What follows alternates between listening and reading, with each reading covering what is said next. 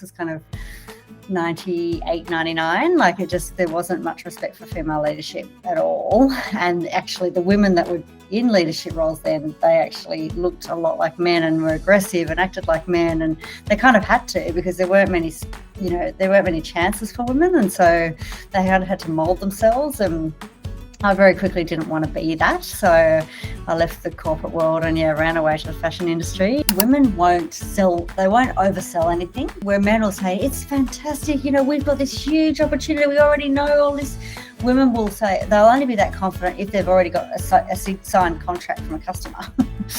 Where a man will, I was at the pub and he said he's going to buy it, so yes, we've got that customer. I think I suffered from what I think one of the core reasons that women suffer in this is that, I really struggled to ask people for money. And I think women more than men do really struggle. They don't want to owe anyone anything. They don't want to owe an investor. They don't want to owe a bank. We don't want to owe anyone. So at first it's hard for us to get out of our own way and play the game.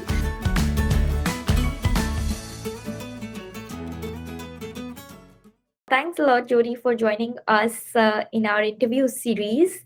We are very excited to speak to you because you've been a very successful women founder whose startup has been acquired. And not just that, you've been very supportive for women also in terms of mentoring them and helping them get financing, which is anyways lesser. So today we're going to be discussing about your journey plus how you've helped other women and why is there even a problem to begin with for women, especially in this ecosystem of funding and in the private equity industry at the leadership levels. So it would be great to hear about your journey of starting up and then selling it to a great company for a great value. Thank you very much. Yeah. So did you want me to go back to the start or just talk about that? Yeah, from the starting, because you've also worked in the fashion industry, right? Yeah. So that's really curious as to, you spent 9 years in that, and then from there you shifted to something totally different. So how did that happen? Yeah. So I just delivered a keynote speech last week for She Loves Tech, which is a global competition. And it was about the rising of feminine leadership. And as part of that, I kind of reflected on how it all began for me from a little girl. And, I talked about how from very early on, I was very independent and I wanted to get out of home as soon as I could and be on my own and, be an adult. And so I relished the skills of the brownies and the Girl Guides, life skills, and started doing small jobs from 12 years old, and eventually left when I was 17 and put myself through uni. I had a few different jobs while I was doing a commerce degree, and that kind of sent me into the journey of, from commerce degree to corporate graduate programs. So I worked for National Cash Registers, or NCR, so point of sale machines, ATMs. I worked for them in Sydney and then in London. And back then in London especially, I got put into an all-male sales team as young Aussie girl, and the sales manager had no say in that, and so he was never going to be on my side. Plus, there just wasn't back then, this was kind of 98, 99, there wasn't much respect for female leadership at all. And actually the women that were in leadership roles then, they actually looked a lot like men and were aggressive and acted like men, and they kind of had to, because there weren't many chances for women, and so they had to mold themselves. And I very quickly didn't want to be that, so I left the corporate world and ran away to the fashion industry and spent 9 years with the Australian fashion designer Leona Edmiston, and it was her start of her second label. So she was very early on. They only had 2 stores when I started. We grew that to 25 stores around the world, about 100 staff, sort of wholesale, retail, online, very, multi-revenue kind of business. And it was not funded by any external funders. It was all based on revenue. Learned lots about how to manage tight cash flow business. Sorry to interrupt. Before you go ahead, I just had a question there where you said that the corporate world was supposed to be very aggressive, and that's why you probably left it to pursue something else in fashion, which is more acceptable to women. So this actually highlights the problem as to, do women really have to change their behavior, and leave off Mm, their feminine qualities behind and become aggressive. And those who mm, become, do they lose that quality of being, empathetic towards others? And maybe is that the reason why women at the fresher levels don't feel very comfortable with women mentors? They're made more mm, comfortable with male counterparts. So mm. what were some of the issues, if you could just talk to us about, which really made you change your mind that, okay, let me try some other industry? Yeah, I mean, I think it was especially bad back then because there wasn't, and it's still bad, but back then there weren't many. For a woman to get into senior management, there was probably one. So there's only one spot for a woman, and so women didn't support other women below them because there was only one spot. So supporting others meant that they might not get that spot. And they also had to I really saw them forgoing motherhood and doing double the hours and doing everything to prove themselves to be equal. And so I do think that, having just done this keynote and reflecting on it all, that it has been in society considered that women's strength, that our qualities of emotionality and instinct and intuition have been seen as weaker qualities. And that, because they're not measurable, and emotional qualities are harder to control. And so sort of the patriarchy has never valued those strengths and instead valued kind of, those typical male, strong muscle kind of strengths. And that's what's really made it very difficult. But I think that's changing now with the Brené Browns of the world teaching us that actually, these are actual strengths, and they're actually, it's better to have a combination of both those masculine and feminine energies, and I think it's getting more widely acceptable. But back then it wasn't. So I knew I wanted to be a mum from early on, and when I saw most women just gave up that chance because they were so career focused, and it was kind of a choice. You couldn't have both. So that was probably one of the key reasons for me. Yeah. But from fashion, then how did you make a turn? Yeah, And so the other thing was in corporate, I saw a lot of redundancies, and these people had worked 30 years for these companies and suddenly made redundant and didn't know what they would do with their lives. And that's when the entrepreneurial seed was planted for me. That's when I knew I can't rely on a corporate to always pay for my living. Like I have to make my own living. But I didn't have an idea at the time, and hence I explored fashion. But the idea finally did come when I first had my first child, and we had, my husband at the time and I had bought our first house in Sydney with pretty much most of our money, and it still needed a lot of renovation, and so we were trying to figure out how to do small jobs without much money, and there wasn't a solution. So we had noticed this trend in the US of collaborative consumption, the sharing economy. We discovered TaskRabbit, who had just launched in the US. And we just love that whole idea. So we thought, well, let's build a marketplace to get these small jobs done. And we went about it the whole wrong way. I'll always say, I would never advise anyone to do it the way we did it. We spent a year building out the technology before we even spoke to one customer. It was all, we had every feature, bell, whistle, all integrated in, instead of, we didn't even consider the idea of an MVP or any of that. But anyway, we got it launched, and it took us a few years, but we built a really strong community of butlers and customers doing all sorts of different jobs. I mean, there's loads of learnings in there. But yeah, so eventually we got to a point where we'd hired a board. It was part of we thought we need to raise capital. So Airtasker launched not long after us. And they just got bigger and bigger, quicker and quicker. They were much well funded than us. We were just bootstrapping. But we sort of fought a good fight for a while there, and then we thought, we're going to run out of money. We're going to need to raise some capital.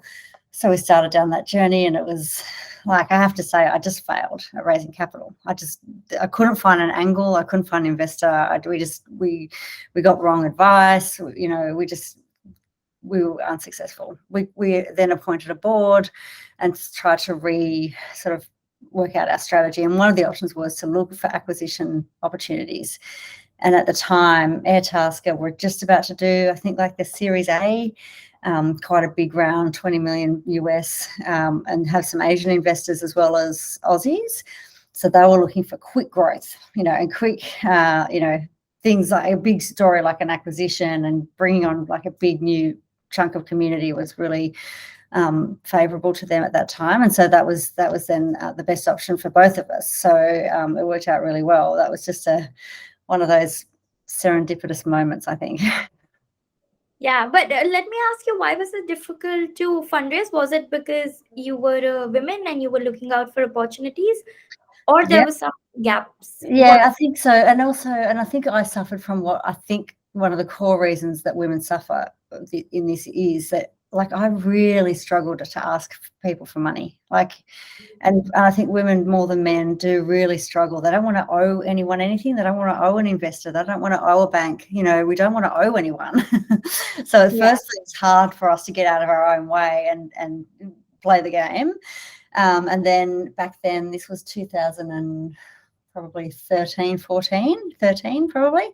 There were like 2 VCs in Australia. There was like a couple of angel groups.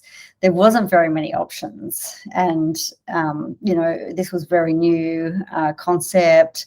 We actually had gone with a advisor who had promised to hook us up with all these different investors and do RIM and all this sort of stuff, but it turned out he was a bit of a snake. So, just another rookie error there that just didn't get it off the ground, the capital raise, that is, yeah. And how did Air Max come into the picture? How did you get it? So it's funny because the CEO and co-founder, Tim Fung, he actually approached us in the first couple of months of us starting to acquire us. And we were like, no way, we're just getting started. And so I think we always had a healthy respect for each other. We always kept like in touch with each other and, we supported each other. Like if there were wins either side, we would send a message. So sort of kept a loose relationship. And so he was kind of the first person we thought of to call and just suss out whether now might be the time that he, might work. And it just so happened it was just really good timing on his side to be able to make that quick growth story while he was doing his next capital raise. So what was the valuation of your startup when he wanted to acquire first? Oh, we didn't even get to that. Okay. Yeah, we didn't even get to that. So it was probably just a cheeky comment. We were just like, get out of the way. And what made you stick to your business? I mean, most of the people who start their businesses, it's with the motive of earning profits and making money out of it and then moving on to the second venture. But that is also one of the women qualities, that whatever their baby is, they would want to grow it before selling it off, So that was one of the things highlighted in your approach as well. Had it been some man, it would have been opposite. They would be like, okay, great, somebody is ready to acquire me for this much of money. It's good to sell it. Well, that's true. I think for women, we want to prove it to ourselves and we want to create, the whole thing is we're usually connected to a problem. We want to solve that problem and we want to grow a profitable business. Like when we started, I didn't even know there was the term startup. I just thought we were a small business using technology. And then it wasn't until like a few months in that we discovered the whole startup world. We'd found this Startup Daily newsletter and it was talking about all these, startups, and we're like, oh, that's like us. We're a startup then, and I think that is the truth. And that's another one of the key problems is there are a lot of women running businesses, but they don't know necessarily they're a startup and they don't necessarily know that there's this ecosystem. And so, one of the problems as an investor we have is, where are they? Because they don't know we're here and we can't find them. Yeah. And when we speak of investing, I was reading today only that the way men invest and the way women invest is very starkly different. Like we would be more risk averse. We would look at our diversification options. We would look towards profitability and impact and not just multiplying money with cash burn. So how is it that you as a women investor look at businesses while investing money into their companies? Yeah, absolutely. That's so true. And I think me as an operator, having run businesses for 20 years, I can't help but look at the fundamentals of the business and is it making money? And if it's not, how is it going to make money? And what are the unit economics? And what are is there a real customer there? And are they going to be sticky? And, those things, I can't help but have that lens. And so, and I do think you're right, like men typically will be better at telling a story, whereas women will want to be able to prove that they can do it before they talk about it. So I think that generally, you will find that women have got more traction than men if at the same stage. Yeah, and would you have any stories where you've heard pitches from women which were so different from what you hear from men? Because you've been an investor for a long time now, and you would know how different it is while hearing both the genders. Yeah, so I do think, again, it comes down to that women won't oversell anything. Like where men will say, it's fantastic, we've got this huge opportunity, we already know all this. Women will say, they'll only be that confident if they've already got a signed contract from a customer. Where a man will, I was at the pub and he said he's going to buy it, so yes, we've got that customer, Whereas a woman will be like, I can't talk about that pub conversation until I've got a contract signed. Then I can talk about, we've got a customer. So I think that's a key difference in the pitch for women and men. Yeah. Yeah, but do you think the world is still not accepting that kind of an attitude? Of course, because you're a woman, you can understand that and invest in women-led businesses, but that's not the case in most of the funds, because they're led by men. So how is it that the thought process can be changed on the male side as well, so that more and more women can be funded with this kind of a mindset as well, and not move towards aggression or maybe just burning cash? Yeah, I mean, I recently listened to this TED talk about the language that male investors specifically will use when they have a female in front of them pitching and a male in front of them pitching. And it's just this inherent bias that we just have that, we're trying to shake, but it's hard. But, they'll ask promotion questions to men and prevention questions to women. Like, you've got that many customers. Oh, that's great. How are you going to get so many more? Whereas for a woman, it'll be like, you've got that many customers, but how are you going to keep them? This prevention sort of, and then the woman naturally has a preventative sort of defensive answer, which is, we're going to do this and we're going to keep them this way and we're going to keep them that way. Whereas if there's an opportunity, there's just so many other markets and, the opportunity is endless. And just that alone is just really can sway a whole pitch conversation. And so this TED Talk rounds it out by saying that if women get that preventative question, they should be mindful and try to answer it with a promotion answer. And that'll shift it back out. So firstly, the male investor and female, like the investor has to be conscious of am I asking a promotion or a prevention question? And then the entrepreneur has to be mindful of, was that a prevention question? Let me switch this around and make it a promotion answer. I think that is just such a key part of how these conversations can go wrong or right. Did you also try that while you were fundraising for your startup? No, I've only just discovered that. Got it. And how's your journey been in terms of being a mentor to different startups and running an accelerator by yourself as well, where you wanted to fund many women-led startups? What was the experience there, and how have you grown maybe a women-led business from X to 10X? What all support do you provide with? So I think my first experience with SBE, the accelerator that I was running at the time, was I actually started off by facilitating one of the early stage programs. It was just kind of a last minute, can you step in and facilitate? And I found myself in this room with 10 different women founders.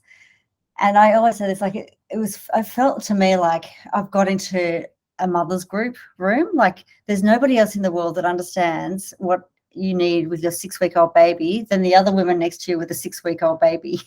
Your mum can't remember, your friend with a 6-month-old baby can't even remember. Like there's nobody that can help, and so there was just that feeling of I found my tribe, like we're all in the same boat together, and our parents, our friends, nobody understands what we're trying to do except for us all at the same stage. And so there was just this amazing feeling of, wow, like there's so much support here and finally people understand me.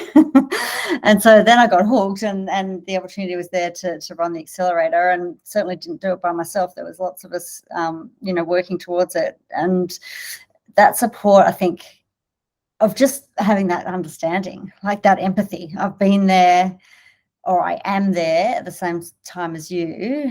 That just gives so much more confidence to a female founder. Yeah, that's so right. Do you think that it becomes an uncomfortable situation when a woman enters a room full of men and wants to pitch a product or her idea to them? I mean, no wonder how much talented or merit based idea it could be, but it makes people uncomfortable. Do you also align with the same philosophy? Well, I think so too. And now that it's all sort of exposed too, I think we feel defensive even going into a room like that, knowing that the chances are we're going to be prejudiced. So we were probably already going a little bit defensive. The other thing is often women are trying to solve problems that they understand because they're women's problems. And then you walk into a male investor room and they just don't understand the problem. So straight away, you've got a real disconnect. And that's why we need more women in those investment rooms to, balance out the understanding. Yeah, yeah, that's so true. And I've heard it from my friends itself that they feel they were so well prepared and they knew that their idea is going to work, but going into that room they just blacked out. They didn't know what to say. It can be very intimidating for sure. Yeah, I Yeah. mean, the faces are so unfriendly that you don't even feel like sharing your ideas further. Yes. Yes, exactly. Yeah. Yeah. So how is it that now with your own VC fund you're helping women? What kind of businesses do you support? Something on your fund? What sectors do you invest in? Check sizes, and how can somebody approach you?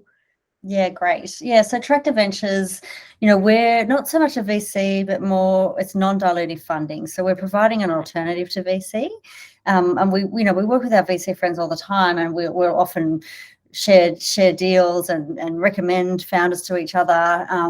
But where we fit in is when founders don't want to sell their shares, maybe ever, or certainly not now. And so they want to save on that dilution. And what we can do, we have a revenue-based finance product. So if a founder's doing at least $15,000 in revenue per month, that's where we can step in up to, kind of $1 million a month in revenue. That's kind of the space that we're in.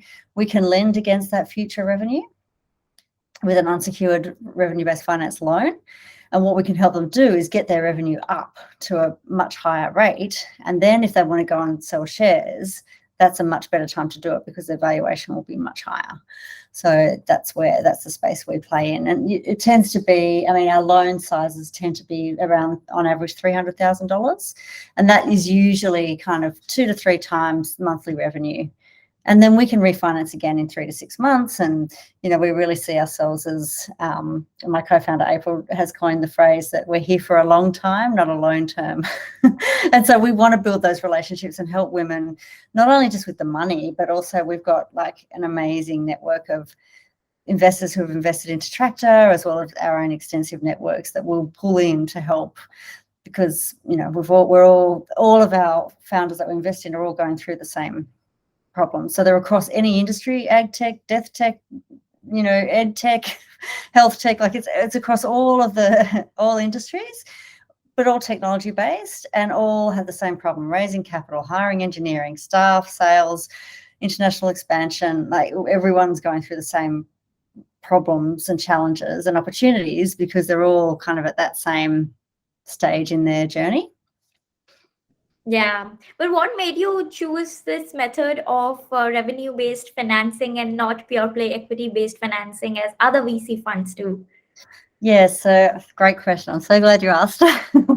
We love talking about, I especially love Yeah. talking about rockets and tractors, and the VC model, as I said, like we love our VC friends, but the VC model is quite specific and it's like a rocket. So they'll back a rocket, and rockets are exciting and some of them land on the moon, but they're also very expensive and a lot of them blow up along the way. The other thing is, the model itself is that they need one rocket to return the whole fund. And so they'll keep investing in that rocket, get it to the moon, then the funds return and it's happy days for their investors. But not everyone wants to go to the moon. So we talk about tractors and still ambitious and still, big futures ahead, but more sustainable and on their own terms. And so, if you said to a farmer, I'm sorry, I'm going to take away your tractor now, she or he's probably going to be a bit upset about that. And our founders, their customers are like that. Their customers don't want their software or their solution to ever go away because it's really solving a problem. And we say to our founders too, like if they were to sell their business a few years down the track, say $50 million, and they still own most of the company, they're probably pretty happy with that. Like that's a good lifestyle. But the VC will never allow you to sell at 50 million. That is just not enough to return the fund. So you got to keep going until you hit the moon. And not everyone wants that lifestyle, especially I think women who are trying to balance family and other priorities. You can't burn everything at all cost to grow. Like, so yeah, just Yeah, having an I mean, to answer alternative. other question also on the name. It's so nice to hear about this story that rocket factor also not always you have to be a rocket and have Yeah, a propulsion and take that risk. You that's can be right. and be sustainable. Exactly right. And we don't take board seats. We're not telling you how to run your business, but we are here as a support when you need help. Yeah, that's a very nice philosophical thought. How did you come up with it? It seems like you have experienced some of We've seen a the. lot of explosions. We've seen a lot of explosions. And it's heartbreaking, and sometimes founders get thrown out the side on the way down, and it can be really messy. So, Yeah. and also, just not everyone wants, even the successful ones, not everyone wants not everyone wants to be Melanie Perkins. Like, it's just, some people are happier with a more balanced life. Yeah, that's true. It's all the choice you have to make and Yes. live with that choice. You can't That's- say midway that, Yes. "Oh, shit, why did I not choose the other path?" That's right. We talk about that too. Like if you're choosing an investor, you're probably choosing a journey for 7 to 12 years. If you're choosing like a revenue-based loan from Tractor, it's only for 2 or 3 years, and then you've paid it off and off you go, or unless you want more. But it's a much shorter, less impactful decision as well. Yeah, that's so true. And how did you raise LP money? Was it easy, difficult for you? I mean, of course, it's difficult for everyone, men, women across the board, but for women, it tends to get more difficult to get people convinced of the fact that you can give them returns. So, how was your fundraising journey for your own fund? Yeah, well, I have to say, I have to give credit to my co-founder Matt for most of that.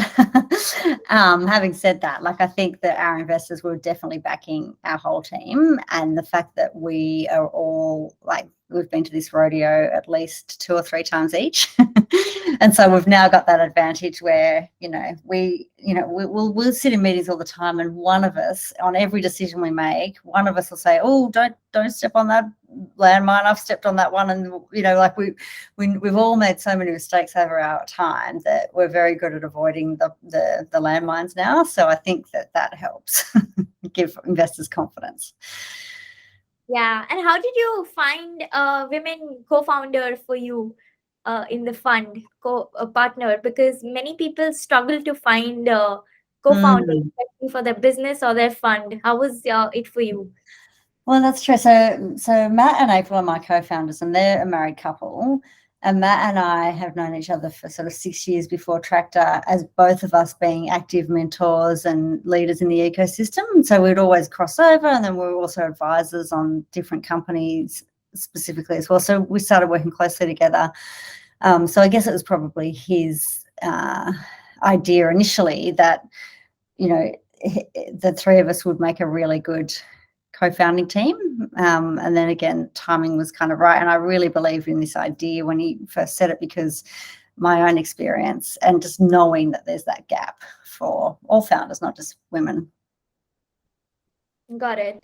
And after years of investing in different businesses, helping them build, what are some of the mistakes that you've observed in the early stage founders?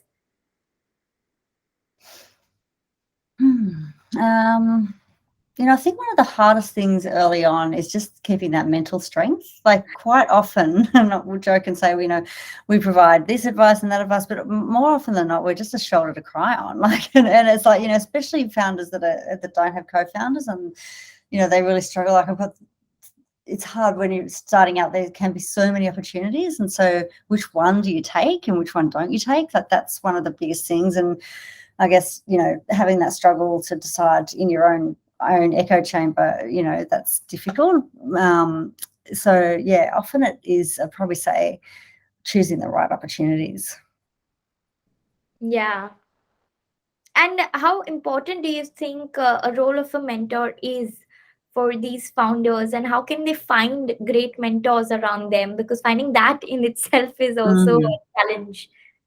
Yeah, that's another great question. I remember in Occasional Butler days at one point, we're sort of a year in, and I had this beautiful spreadsheet of our sales going right up like this, and it just wasn't happening. And I became like paralyzed. Like I got so anxious. I just remember going into the office and sitting there at my typewriter, but not being able to type.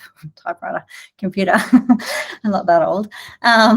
So yeah, but just like frozen. I just couldn't. I just got so stressed. And then someone recommended I talk to, it was Delia Timms, who had started Find a Babysitter, and that was the only marketplace sort of before our time that, you know, we could refer to. And I had a coffee with her, and it changed everything. Like, she told me that when she was building Find a Babysitter, it took years for her to get the sort of transactions that we were already having. And then and it sort of, and she reset my expectation.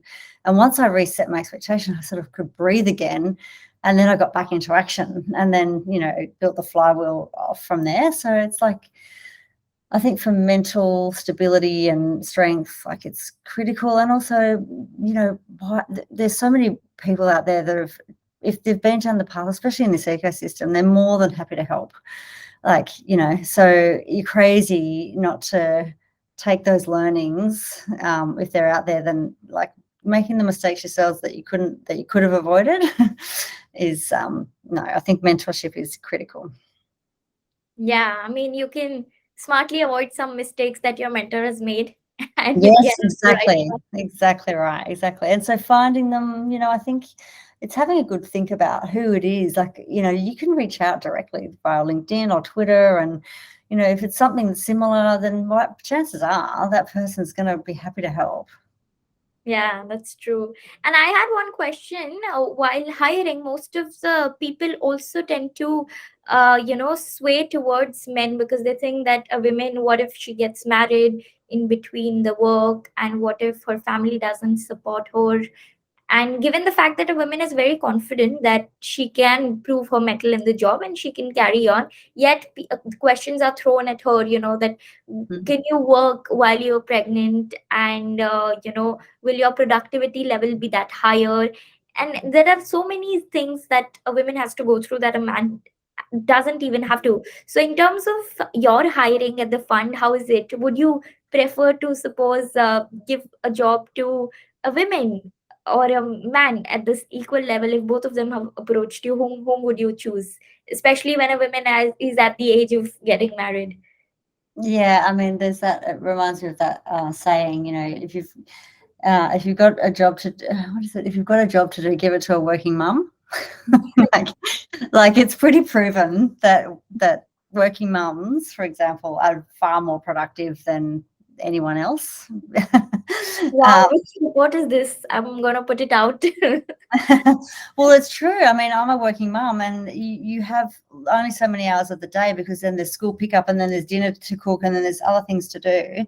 And so what happens is the productivity is so much greater. Like, whereas, you know, male counterparts who don't have that time cut off might be sort of having a cup of tea, might be just reading a bit of a news article, might be, you know, just doing things throughout the day that a busy mum won't be doing. Like, she'll be getting that work done very quickly and efficiently because the time cuts off. So, you know, in my experience, both personally and just observing, women can be far more productive than men because of that family support that they have to give. So I always think, you know, I would lean towards a woman. Yeah. If everything else was equal, I would definitely lean towards a woman. Yeah. Wow, this is a very new theory that I'm coming across. I'm very happy that you've put it out. So many women watching would be happy hearing this. Yes, yeah. I mean, I don't think when I started Occasional Butler as well, like, I was watching the likes of Janine Ellis building Boost Juice here in Australia, and, you know, she was saying you've got to work 7 days a week, and I was like, oh, I can't have Sunday off, and I've got babies everywhere, and, you know, but actually it doesn't have to be like that. Like, you can do effective work in a reasonable number of hours a week, and it can be really productive, and then you can have your family time. And when you've got little kids especially, you have to switch off from work. And so then when you come back to work, you've got a fresh mind because you've had that mental break. Yeah, but why do you think all these responsibilities only entail towards a women, and why? Well, I don't think they do. They don't anymore. I think in the past they did, and certainly, in our business with my ex-husband and I, like we definitely shared the workload. So I think that's a bit of an old thing. I see a lot of dads in playgrounds and school pickups, and I think things are definitely changing there. Yeah, I'm glad that it's changing at your side, because the general norm is still that, and I hear it from many people that the responsibilities are not shared. But it's good to see that the Australian cultural society is also evolving with time. Starting, definitely seeing many more dads picking up some of the work.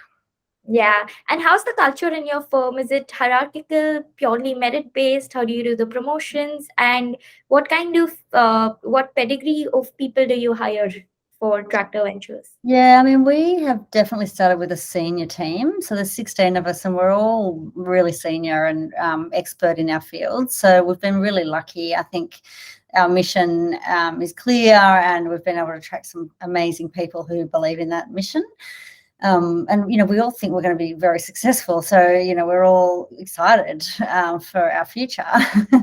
And so I think because we've set some really big goals for ourselves, and we're very much focused on what we achieve and not how we achieve it, in a way. We're collaborative, it's flat structure, we have respect for everyone equally. We all see ourselves as complete peers. There's no junior and senior, because we're all senior. So I think we work hard at our culture. We've got 3 core values that we stick by all the time, and that's building trust and having a genuine heart, where we're honest with each other and we're open with our communication. And then the other one is we bring out LOLs. So we're always trying to have fun, and we want to make this, feel like it's not even work, because we love what we do. Yeah, it's so refreshing to hear these values, because we also stand on 3 pillars, which is humor, humility, and gratitude. Because great. Yeah, all these sums up, makes you a genuine human being if you're able to crack jokes on yourself. Exactly, that's right, exactly. And who doesn't want to have a laugh? Don't take yourself too seriously. Let others rise and shine above you. Absolutely. All of those are some of the values that resonate, and I was very happy to hear that from your side also. But good speaking with you. I think I've asked most of the questions that I had, and you've answered it so well that I'm out of questions now. Great, I'm off the hook. And thanks a lot for taking time out for this interview. Thank you so much.